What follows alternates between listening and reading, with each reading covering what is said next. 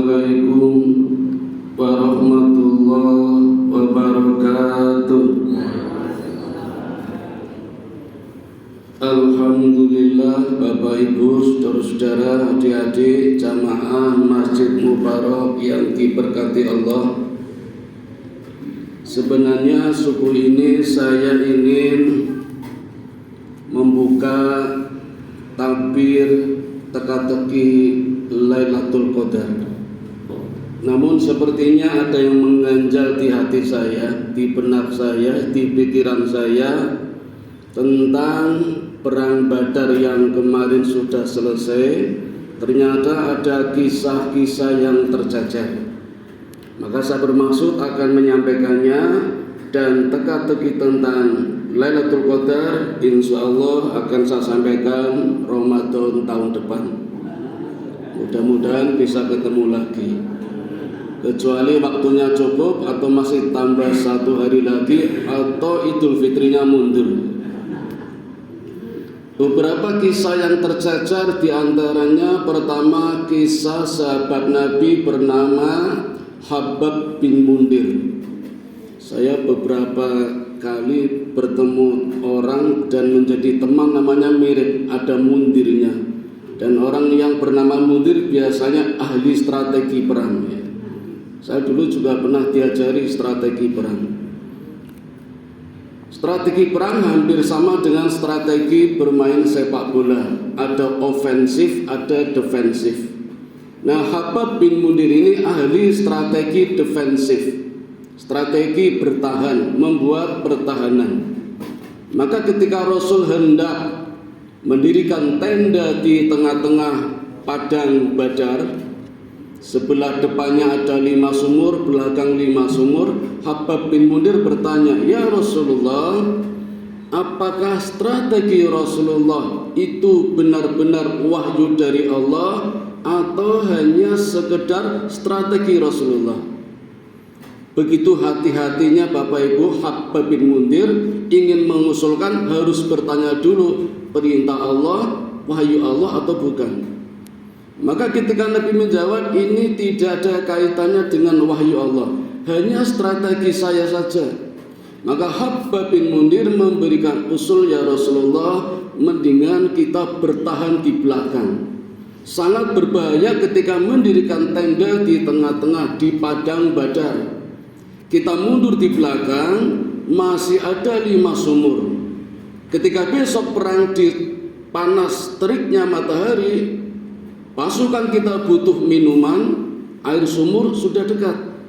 Nah, sumur yang di depan kita tabluk semua, ditutup. Sehingga orang kafir yang menyerang tentu akan tidak punya persediaan air, dan ketika membutuhkan air harus putar lewat belakang, dan di sana kita hadang." Nabi menyetujuinya, strategi yang baik. Maka dipasanglah tenda di belakang 5 sumur, sumur yang di depan ditutup. Dan hadirin, ini ikhtiar dari Habab bin Mundir. Begitu cintanya kepada Nabi, Habab bin Mundir menyiapkan tenda terbaik, kuda terbaik, onta terbaik, kalau siapa tahu pasukan muslim kalah. Padahal Nabi sudah menjanjikan, Allah pun sudah memberikan kabar, tapi tetap ikhtiar. Ikhtiar tetap ada untuk menunjukkan betapa cintanya kepada Nabi. Kalau nanti pasukan muslim habis, masih ada satu Nabi Muhammad yang bisa kembali ke Madinah dan membangun kembali kejayaan Islam dari kekalahan. Itu ikhtiarnya. Itu kisah sedikit tentang Habab bin Mundir, ahli strategi pertahanan perang. 1. Kemarin lupa belum tersampaikan.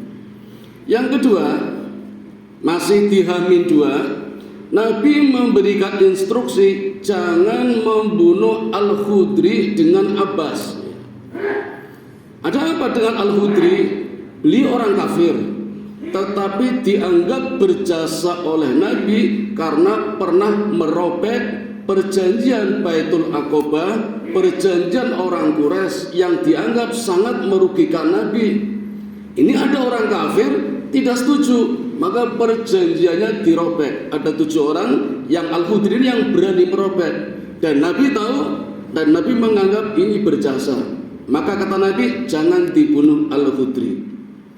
Yang kedua Abbas, paman Nabi, masih kafir, tetapi ikut berperang tujuannya hanya soroh, tidak enak dengan pasukannya.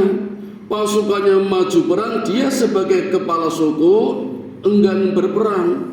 Gak enak kalau nggak ikut. Jadi ikutnya hanya pura-pura saja. Sebenarnya tidak ingin berperang, karena sama saja perang dengan saudara sendiri suku Bani Hashim. Nabi tahu, maka Nabi berpesan jangan membunuh Abbas. Bapak Ibu, ada sahabat bernama Hudzaifah bin Yaman. Mendengar dua orang ini tidak boleh dibunuh, spontan emosi Hudzaifah bin Yaman lalu mengatakan, tidak, aku akan bunuh. Karena Hudzaifah bin Yaman juga menjadi korban. Ada salah satu anggota keluarganya yang terbunuh sebelum perang Badar, maka dia berjanji akan membunuh di antara dua orang ini, Al-Khudri atau Abbas. Mendengar ucapan Hudzaifah bin Yaman, semua sahabat melotot kepada Hudzaifah bin Yaman sambil menghadik, seolah-olah tidak setuju kepada Hudzaifah bin Yaman atas ucapan Nabi. Nah, maka Bapak Ibu, kisah berikutnya ketika perang disampaikan oleh sahabat Nabi terpaksa harus membunuh Al-Khudri, karena Al-Khudri juga akan membunuh. Sudah menghindar biar tidak membunuh, tapi terpaksa membunuh karena Al-Khudri juga membunuh. Dan ini disampaikan kepada Nabi, kalau kami terpaksa membunuhnya. Nah, yang kedua Abbas, Abbas memang tidak terbunuh, tetapi ucapannya Hudzaifah bin Yaman dianggap menentang ucapan Nabi.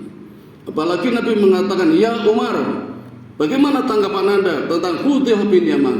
Umar gampang menjawabnya, tebas saja ya Rasul lehernya. Umar seperti itu nggak banyak berpikir. Tapi Nabi diam, dan diamnya Nabi ternyata membuat Hudzaifah bin Yaman merasa gusar, sedih, menyesal. Dan dikabarkan Hudzaifah bin Yaman jauh setelah perang Badar sangat menyesalinya, hingga satu-satunya cara bertobat adalah harus mati syahid di perang berikutnya. Maka nanti di kisah perang berikutnya, kisah perang Bani Mustalib, Hudzaifah bin Yaman gugur di medan perang sebagai mati syahid untuk menebus kesalahan ucapannya. Ini pelajaran buat kita Bapak Ibu, betapa hati-hatinya para sahabat ketika berucap, jangan sampai menyinggung perasaan Nabi. Tapi zaman sekarang banyak orang kadang nggak berpikir, tidak tahu sejarah, mudah sekali menghujat Nabi. Mungkin karena tidak pernah melihat, tidak melihat langsung itu loh. Maka Nabi senang kepada orang yang belum pernah melihatku tetapi cinta kepadaku. Itu yang dikatakan Nabi. Demikian kisah Hudzaifah bin Yaman.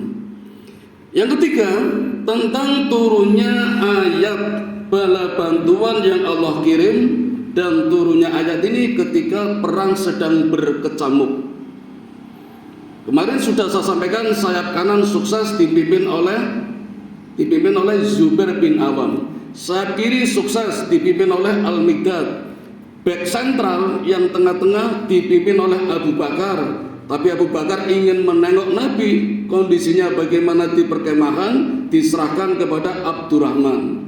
Begitu Abu Bakar menengok Nabi di tenda, dijumpainya Nabi sedang tertidur, tapi tidurnya tidak lama, hanya liut, tidur sesaat ya. Itu ada teorinya, tidur yang sangat menyehatkan.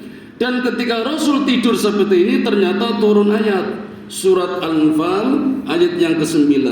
Saya bacakan artinya, ingatlah ketika kamu memohon pertolongan kepada Tuhanmu, lalu diperkenankannya bagimu, sungguh aku akan mendatangkan bala bantuan kepadamu dengan 1000 malaikat yang datang berturut-turut.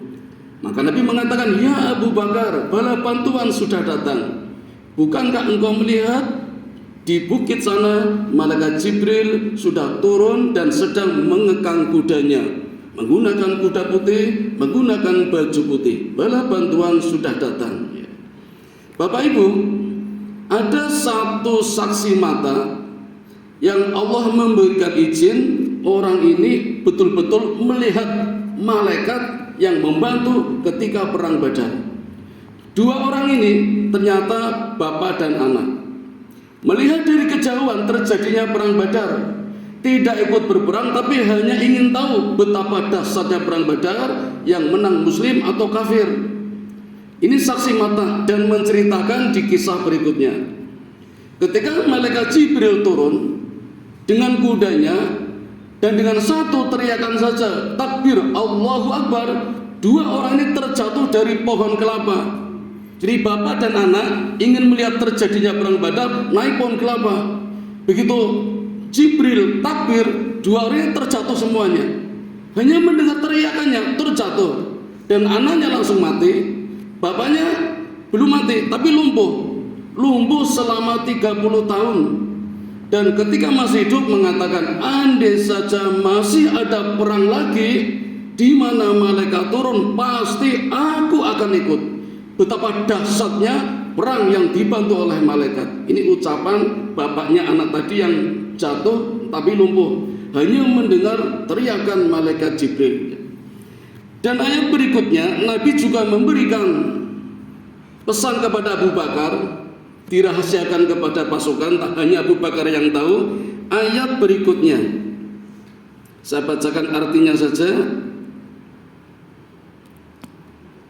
Ingatlah ketika Tuhanmu mewahyukan kepada para malaikat, sesungguhnya aku bersama kamu, maka teguhkanlah pendirian orang-orang yang telah beriman. Kelak akan aku berikan rasa ketakutan ke dalam hati orang-orang kafir, maka pukullah di atas leher mereka dan pukullah tiap-tiap ujung jari mereka. Ini pertanda Allah memberikan tanda-tanda ciri-ciri kalau nanti korbannya malaikat berbeda dengan korbannya pasukan muslim. Nabi berpesan kepada Abu Bakar tapi tidak menceritakan kepada para sahabat. Maka ketika sahabat cerita kepada Nabi, Nabi cuma tersenyum aja.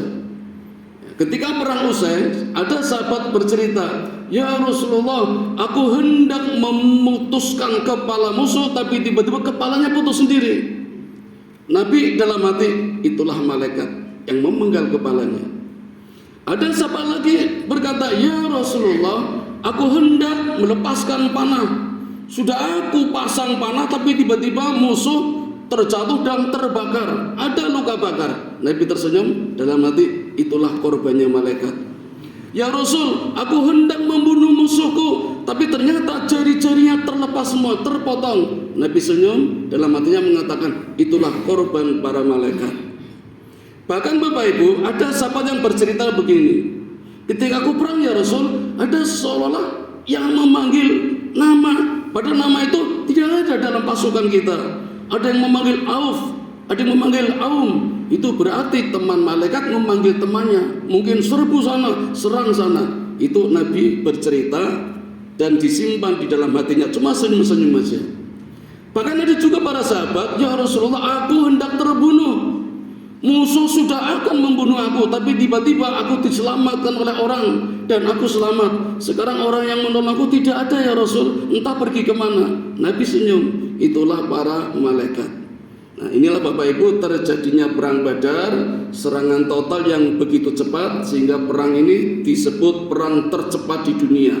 Intinya hanya 2 jam, tapi prosesinya terjadinya 2 hari sebelumnya, 2 bulan sebelumnya, dan 2 tahun sebelumnya. Nah selesai perang Badar ini, dan Bapak Ibu sebelum pasukan kafir kocar kacir, ternyata setan sudah kocar kacir duluan, yang dipimpin oleh Suraqah bin Malik. Sebenarnya muslim, tapi wajah dan badannya dipakai oleh setan untuk membantu pasukan kafir. Begitu Suraqah tertusuk oleh pedangnya, oleh tombaknya malaikat, Suraqah lari. Dan ketika lari, Abu Jahal melihat sehingga berteriak, ya Suraqah, bukankah kamu dulu yang berkoar-koar, memberikan motivasi, akan memberikan bantuan, sekarang kenapa engkau lari? Kata Suraqah, ya Abu Jahal, sesungguhnya aku melepas diri dari persoalan ini. Sekarang urus dirimu sendiri, aku tidak berani berperang dengan malaikat. Setan Bapak Ibu ternyata takut juga dengan malaikat. Walhasil perang Badar sukses dan pasukan kafir pulang dengan kondisi kocar kacir, Berangkatnya bareng, barisannya rapi, pulangnya kocar-kacir, lari tunggang langgang, dan di setiap jalan mengatakan, kafir kalah, kami kalah, banyak tokoh-tokoh kami terbunuh, Abu Jahal terbunuh, Utbah bin Rabi'ah terbunuh, hingga setiap orang yang mendengarkan kaget. Kenapa bisa? Ini tidak mungkin. Berbeda dengan pasukan Nabi pulang ke Madinah dengan wajah ceria, bersenang dan menyenandungkan takbir, tahmid sekaligus nada-nada jihad yang mungkin kita sudah banyak melupakannya. Nahnul ladzina bay'u Muhammadan alal jihadi ma baqaina abadan wal musyrikuna qad bagha alaina fa in aradu fitnatan abaina فإن أرادوا فتنة أبينا الله أكبر الله أكبر الله أكبر. Masih ada lagu itu? Dulu Arma 11, MBS, Kota Perak, Suara Istana, sekarang udah nggak ada. Kalau ada liriknya pasti diganti, dilarang.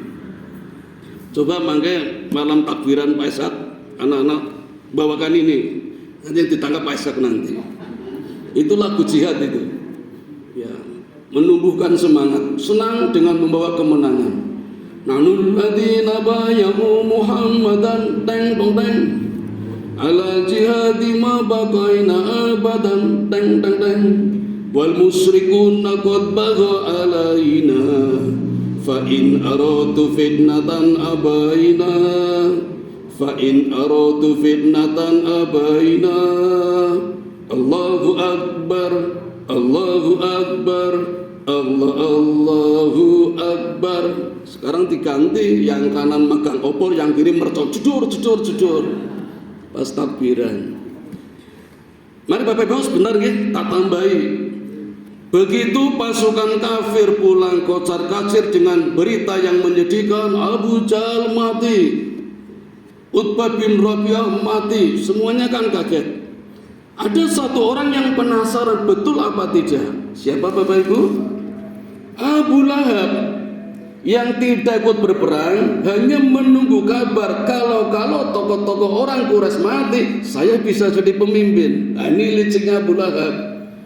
Maka mendengar berita tewasnya 70 tokoh kafir, Abu Lahab mencoba mencari berita, datang ke rumah saudaranya yang bernama Abu Jahal, ngecek benar mati apa tidak. Sampai di rumahnya, dijumpainya ada majelis Quraisy yang kebetulan sedang membicarakan kekalahan orang-orang kafir, dan yang menceritakan adalah budaknya Abu Jahal. Tidak ikut berperang tapi mendapatkan informasi, berani menceritakan. Abu Lahab mendengar dan melihat, maka begitu marahnya. Budak yang sedang menceritakan kekalahan orang kafir dalam perang Badar langsung dipukul, bahkan dipukuli oleh Abu Lahab. Majikannya budak ini adalah istrinya Abu Jahal atau iparnya Abu Lahab. Tidak terima kalau budaknya dipukuli Abu Lahab, kan budaknya Abu Jahal. Masa Abu Lahab memukul budaknya, bukan budaknya. Maka dari belakang istrinya Abu Jahal atau iparnya Abu Lahab dengan kayu besar memukul lehernya Abu Lahab, jatuh tersungkur dan dikabarkan luka parah. Dibawa ke rumah, sampai beberapa hari lukanya tidak sembuh-sembuh, bahkan membusuk. Karena membusuk karena bau dianggap sebagai penyakit menular, maka harus dikarantina, dan karantinanya cukup di rumah, di kamar, tidak boleh ditengok, tidak boleh dikeluar. Dianggap penyakitnya akan menular, maka anaknya Abu Lahab, istrinya Abu Lahab, dan orang-orang yang khawatir akan terjangkit penyakit kulitnya melempari Abu Lahab dengan batu dari luar ke dalam rumahnya sampai kamarnya tertutup dengan batu. Entah kabarnya bagaimana, kita tidak tahu. Yang pasti berarti sekarang sudah meninggal, yang namanya Abu Lahab. Meninggal dalam kondisi yang mengenaskan. Tidak ikut perang, khawatir akan takut mati, ternyata mati juga, tapi di rumah. Justru yang membunuh adalah anak dan istrinya sendiri. Karena dilempari batu sampai kamarnya tertindih batu penuh sampai meninggal. Karena nggak ada kabarnya sampai sekarang. Ya kabarnya Allah memberitakan di dalam surat Al-Lahab. Berarti sudah tewas, mati sangit, bukan mati syahid. Nah, bagaimana kabarnya dengan pasukan muslim yang kembali ke Madinah dengan kemenangan? Dengan riang gembira, 4 hari perjalanan membawa kabar yang senang, dan sampailah di Madinah pada malam tanggal 21 Ramadan, dan malam itu bertepatan dengan malam Lailatul Qadar. Jadi kalau kita buka sejarah Bapak Ibu, malam-malam tanggal ganjil masing-masing punya cerita. Karena Lailatul Qadar pernah juga turun di tanggal 29 Ramadan. Imam Syafi'i juga mengatakan turunnya di tanggal 27 Ramadan. Dari mana angka 27? Diperoleh dari kalimat Lailatul Qadar yang ada di dalam surat Al-Qadar disebutkan 3 kali. Maka kalimat Lailatul Qadar yang jumlah hurufnya 9, kalau dikalikan 3 menjadi 27. Tanggal 27 inilah yang diyakini oleh Imam Syafi'i turunnya malam Lailatul Qadar.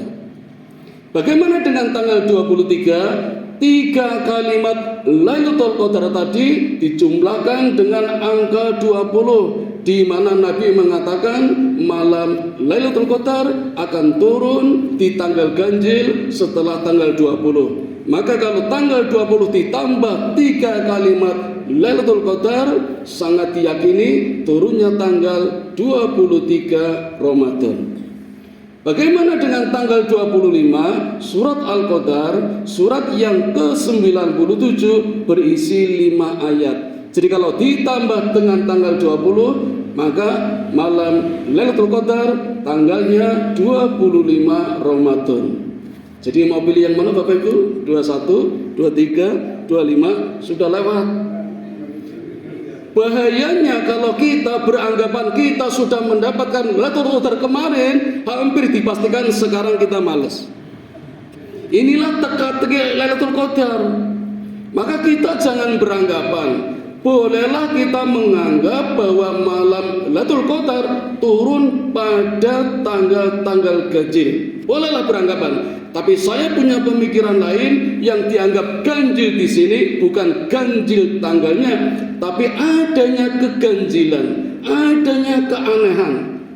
Betapa tidak, dalam 360 hari ada 1 hari yang aneh. Profesor Alfred Kroner, ilmuwan antariksawan yang dipecat dari NASA karena menemukan rahasia malam Lailatul Qadar, itu ternyata pada hari itu 10.000 bintang berhenti bercahaya, 20.000 meteor berhenti menabrak atmosfer. Ini kejadian aneh. Dan ini penelitian dilakukan berpuluh-puluh tahun. Ketika menyampaikannya dipecat dari keanggotaan badan NASA, tapi sempat menyebarluaskan di jurnal Delegation dan disebarkan oleh Dr.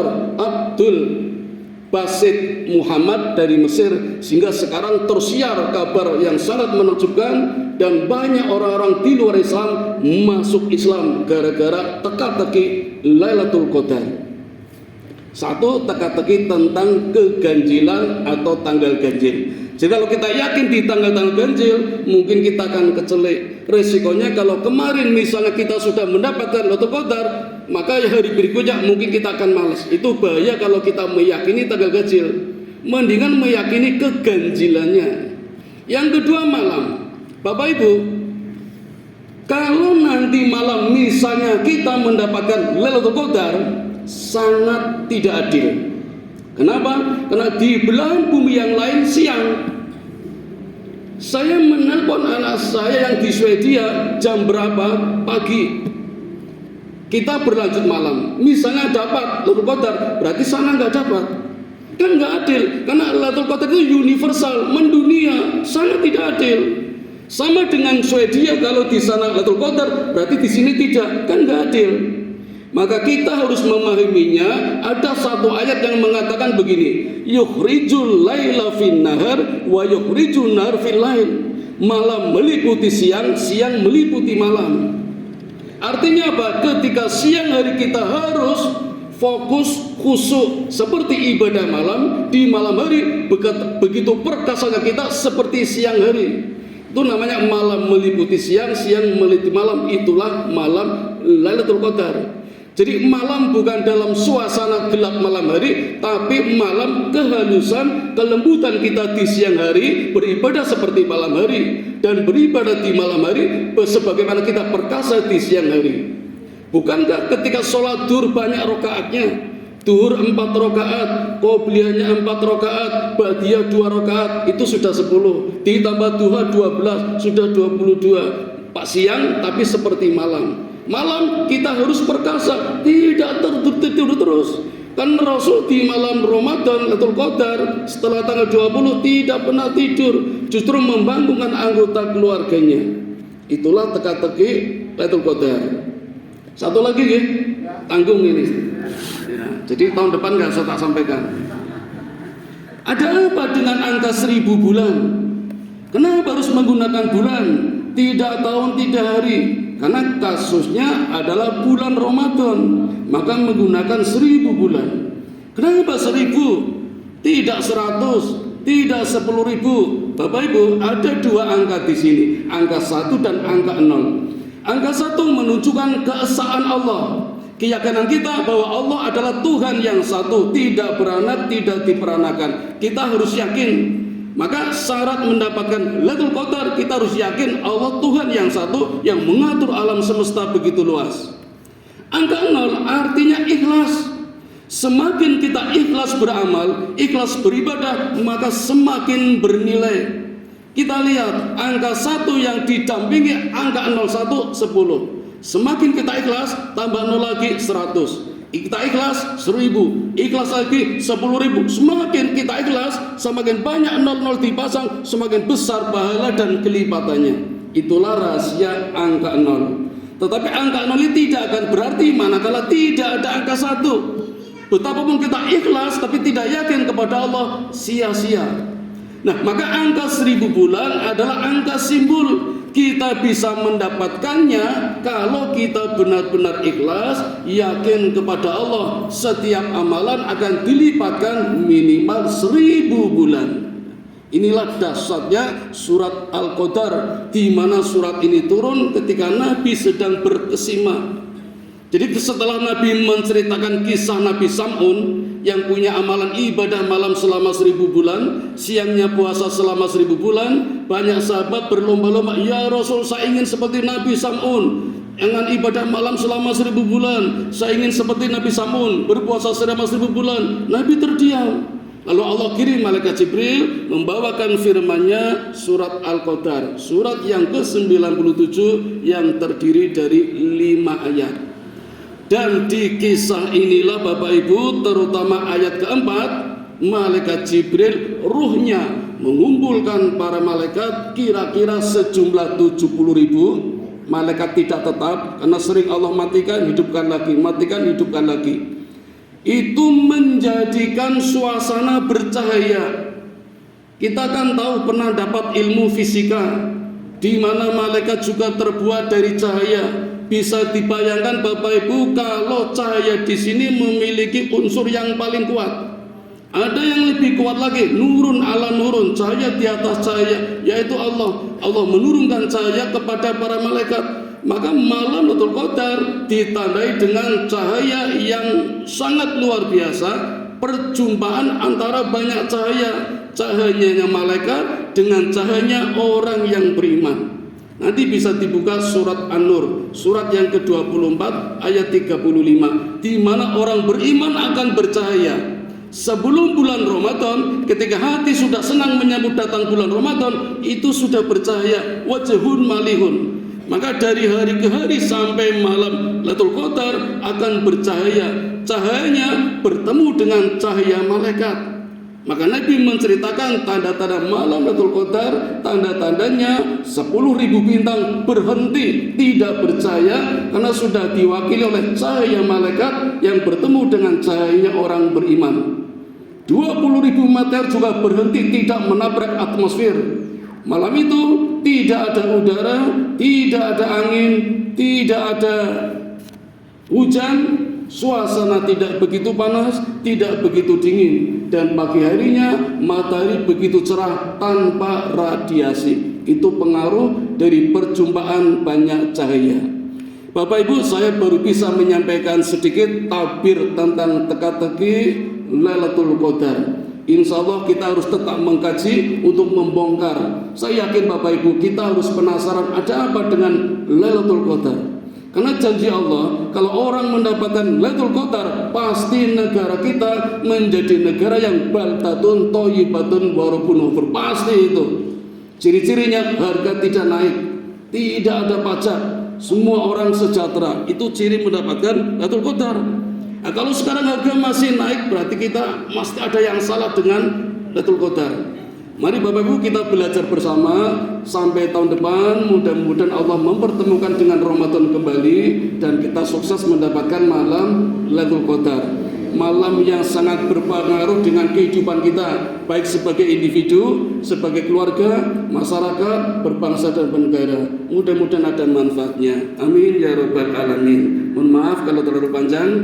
Mari kita tutup dengan doa kifaratul majlis. Subhanakallahumma wa bihamdika asyhadu an la ilaha illa anta astaghfiruka wa atubu ilaik. Assalamualaikum warahmatullahi wabarakatuh.